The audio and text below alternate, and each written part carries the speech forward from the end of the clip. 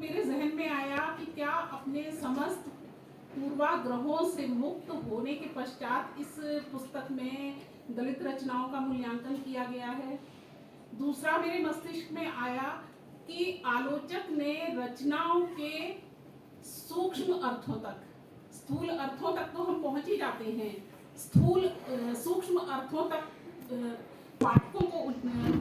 को एक नई दृष्टि प्रदान करने का, उन सूक्ष्म अर्थों तक पहुंचाने की कोई कोशिश है। तीसरा, एक बहुत महत्वपूर्ण सवाल अक्सर ही उठाया जाता है, स्वानुभूति और समानुभूति का। अक्सर ही दलित लेखकों, चिंतकों में ये बात रखी जाती है और कुछ इस किस्म का दावा किया जाता है कि जिन्होंने उन प्रामाणिक अनुभूतियों को जिया है, सिर्फ वही रचनाओं में उनका अंकन बेहतरीन तरीके से कर सकता है। हम सभी जानते हैं कि जो हमारे बड़े बड़े लेखक हैं, उनकी रचनाओं को लेकर भी अभी इन दिनों प्रश्न उठाए जाते हैं। तो स्वानुभूति और समानुभूति के प्रश्नों को बजरंग जी ने प्रस्तुत पुस्तक में किस तरह से लिया है, जो दलित लेखिकाएं हैं वह भी पुस्तक में कितना स्थान पा पाई हैं, तो कुछ इस तरह के सवाल मेरे मन के अंदर थे। तो सबसे पहले तो मैं जो समानुभूति और स्वानुभूति का जो प्रश्न है, जिसके ऊपर अक्सर ही बहुत बातचीत की जाती है, उसको प्रस्तुत पुस्तक में किस तरह से लिया गया है। तो ज़्यादातर तो जो बजरंग जी ने जिन कविताओं को, जिन कवियों को, जिन कहानीकारों को, जिन आत्मकथा लेखकों को प्रस्तुत पुस्तक में लिया है, बिल्कुल अपने समस्त पूर्वाग्रहों से निरपेक्ष रह के और बिल्कुल तटस्थ दृष्टि से रचनाओं का मूल्यांकन किया है, मुझे ऐसा प्रतीत हुआ। उन्होंने कुछ मराठी के दलित लेखकों की रचनाओं का उल्लेख किया है, अक्कर माशी हैं और इसके अलावा दया पवार जी की अछूत है, उच्चक्का है और जो बेचैन जी की आत्मकथा है उसका अंकन भी किया है। दलित हिंदी में दलित लेखिकाओं द्वारा लिखी गई आत्मकथाएं इस पुस्तक में स्थान नहीं पा पाई हैं, तो मुझे थोड़ी सी निराशा हुई। मगर फिर उसका निराकरण भी इस तरीके से हो गया था कि चूंकि इस पुस्तक का प्रथम संस्करण 2015 में ही प्रकाशित हो गया था और हिंदी में लिखी हुई ज़्यादातर दलित आत्मकथाएं उसके बाद प्रकाशित हुई हैं, तो इस वजह से शायद वो पुस्तक में नहीं आ पाई हैं। मगर तब तक भी मुझे लगा कि सुशीला टागोरे जी की शिकंजे का दर्द तब तक प्रकाशित हो चुकी थी, तो शायद किसी वजह से वो पुस्तक छूट गई होगी। तो मैं ये उम्मीद करती हूँ कि जब इसका तीसरा संस्करण आएगा तो बजरंग जी जो हिंदी में लिखी गई दलित आत्मकथाएं हैं उस पर भी अपने बहुमूल्य विचार प्रस्तुत करेंगे। सिर्फ एक ही संदर्भ मुझे ऐसा लगा, जो स्वानुभूति और समानुभूति का जो प्रश्न है, उसमें नेमिष राय जी की एक कहानी है महाशूद्र, उसमें उसका जिक्र प्रस्तुत पुस्तक में लेखक ने किया है और मुझे ऐसा लगा कि शायद वो जो कहना चाह रहे हैं शायद वो पूर्ण रूप से अंकित नहीं हो पाया है, क्योंकि बजरंग जी ने माँ शूद्र कहानी के संदर्भ में यह कहा है कि मोहनदास नेमिष राय जी चूंकि दलित समुदाय के लेखक हैं, तो वह ब्राह्मण के मन के भीतर बैठकर उसकी पीड़ा का अंकन कैसे कर सकते हैं। यह अगर इस तरह की बात अगर इस तरह की एक खांचा खींच दिया जाता है, एक रेखा खींच दी जाती है, तो फिर पूरा दलित समुदाय से बाहर जिन लेखकों ने दलित रचनाओं का लेखन किया है उनके ऊपर प्रश्न चिन्ह लग जाता है। तो अपने वक्तव्य में मैं बजरंग जी से यह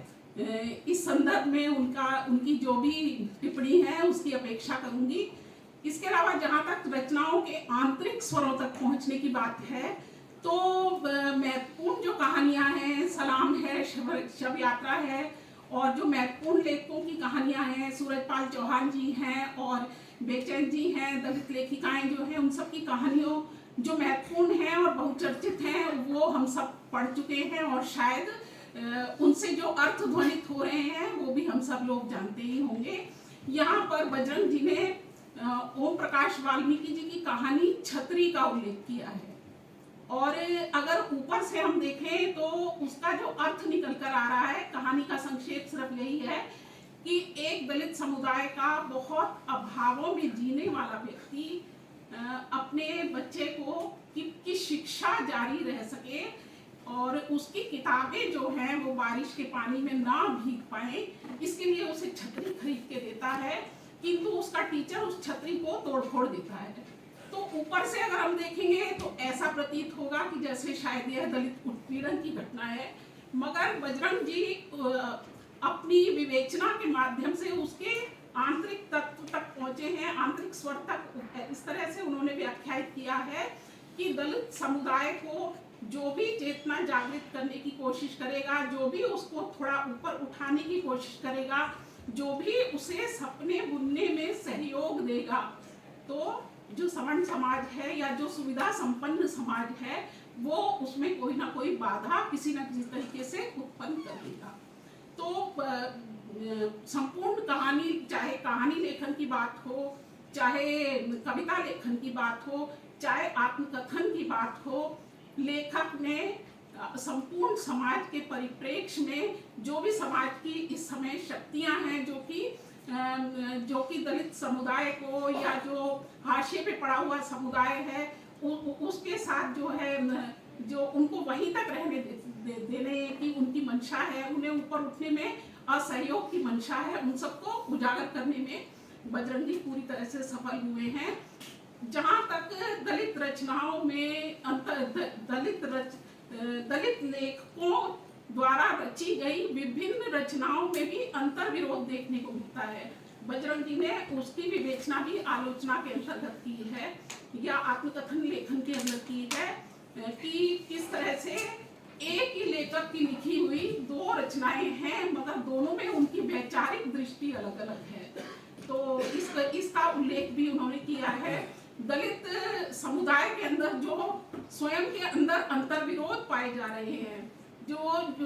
उसका स्वप्न है एक जाति विहीन समाज की रचना करना,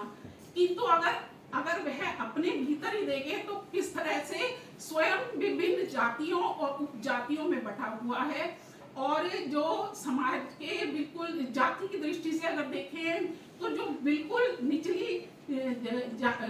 पायदान पे जो जाति है उसके साथ किस तरह का भेदभाव दलित समुदाय स्वयं कर रहा है। तो इसके ऊपर भी प्रश्न चिन्ह लगाया है कि बड़ा स्वप्न देखने से पहले अपने अंदर जितनी भी कमियां हैं उन सबको दूर करना पड़ेगा और वह किस तरह से हो सकता है, इस सब की ओर भी संकेत बजरंग जी ने प्रस्तुत पुस्तक में करने का प्रयास किया है। तो प्रस्तुत पुस्तक पढ़ने के बाद मेरे बहुत सारे जितने भी सवाल थे वो सब हल हो गए थे